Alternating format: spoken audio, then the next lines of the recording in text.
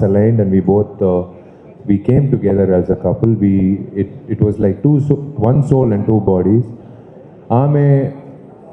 I have to, I don't know how long it will take to make up for her. ఆమె ఓపిక ఈ ఒక్క సంవత్సరం నా పర్సనల్ లైఫ్ అనేది పక్కన పెట్టేసానండి. ఈ డైరెక్షన్ బాధ్యత తీసుకున్న తర్వాత అంటే ఇఫ్ యూ వాంట్ ఆస్క్ ఆ సైకో విషయాలు అది ఏమేమి చేశారని మీరు ఒకసారి నెక్స్ట్ టైం నేను తీసుకొస్తాను సాయి దంచి, కానీ ఆమెను అడగవచ్చు మీరు. ఎందుకంటే సడన్గా 12 గంటలు నైట్కి వచ్చి ఇళయరాజా గారు పాట వేసుకుని నేను సడన్గా డాన్స్ ఆడుతూ ఉంటాను టెర్రస్లో. ఆమె ఆలోచిస్తుంది ఎందుకు ఇది డాన్స్ ఆడుతున్నాం. అది చిన్నరాయుడులో వెంకటేష్ గారు స్వాతి ముత్య సాంగ్, ఎందుకు ఈ సాంగ్ డాన్స్ ఆడుతున్నాం. లేదు నేను చెప్తాను.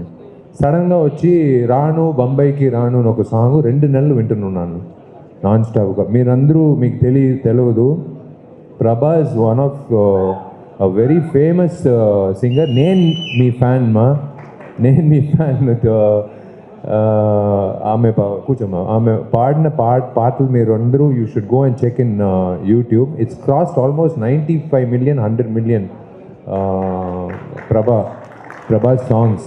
నేను ఈ సాంగ్ తెలుగులో తమిళ్లో మంగ్లీ పాడారు, తెలుగులో నాకు ఒక వాయిస్ కావాలి, అంజలికి సంబంధించిన వాయిస్. అంజలి బాడీ లాంగ్వేజ్ అలాంటి బాడీ లాంగ్వేజ్ ఈ సినిమాలో. సో అంజలి పాడినట్టు ఒక అమ్మాయి కావాలంటే నేను అడిగాను జీవిని, ప్రభాని ఒక అమ్మాయి ఉంది ఆమెను పాడించుదాం, నేను ఆ సాంగ్ నేను పంపిస్తానని చెప్పి ఆ రాను బొంబాయికి రాను 2 నెలలు పాప ఆమె వినిందమ్మా. నేను వినింది కాదు, సాయి రోజు అంటే సుప్రభాతం లాగా పొద్దున 7:30కి ఆ పాట వెళ్తుంది. ఎందుకు ఈ పాటకి డాన్స్ ఆడుతున్నాడు, ఎందుకు ఈ పాట వింటున్నాడని బ్యాక్ ఎండ్ స్టోరీ తెలియదు.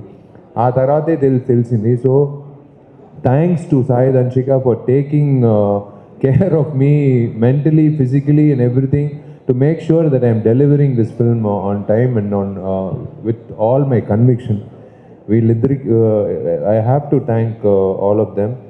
అండ్ ఎస్, ఇది my co-stars, I should thank them for one thing, for the belief in me.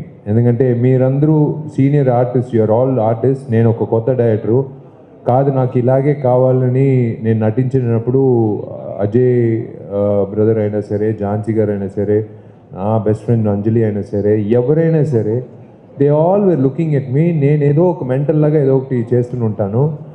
And నాకు ఒక అలవాటు ఉంది ఈ సినిమాలో, I copied all my directors. అంటే బాలా సార్ దగ్గర నేను నేర్చుకునే విషయం ఏమంటే రోల్ చేసి పెట్టేసుకుంటారు కెమెరా. వీడిలో మనకు తెలియకుండా ఒక ఎక్స్ప్రెషన్ వస్తుంది, అదే కావాలంట సార్, నేను చేయలేదు, అదే నువ్వు ఏదో చేసేప్పుడు అదే కావాలని చెప్పి అది క్యాప్చర్ చేస్తారు. నాకే తెలియదు, అలాగే జరిగింది వీడిలో. నాలో ఉన్న టాలెంట్ తీసుకొచ్చింది ఆయనే. I utilize Bala sir's technique, ఎవరికి తెలియకుండా I roll the camera. So Ajay గారికి సినిమా చూసినప్పుడు ఆయనకే తెలియకుండా కొన్ని ఫుటేజ్ ఉంటుంది. That's why it's taking a long time for editing, because without their knowledge I roll the camera. I have captured Anjali's moments and I'm going to give it to her as a gift. That's my gift to her as a friend, and as because I've captured her moments without her knowledge. I've captured Jhansi madam's moments, I've captured everyone's moments. And అలాగే ఒక్కొక్క director దగ్గర నేర్చుకునే విషయాలన్నీ నేను దీంట్లో use చేసుకున్నాను. ఒక commercial ఫిల్మ్లో ఒక ముఖ్యమైన విషయం అంటే ఇప్పుడున్నే we all know that the industry is limping.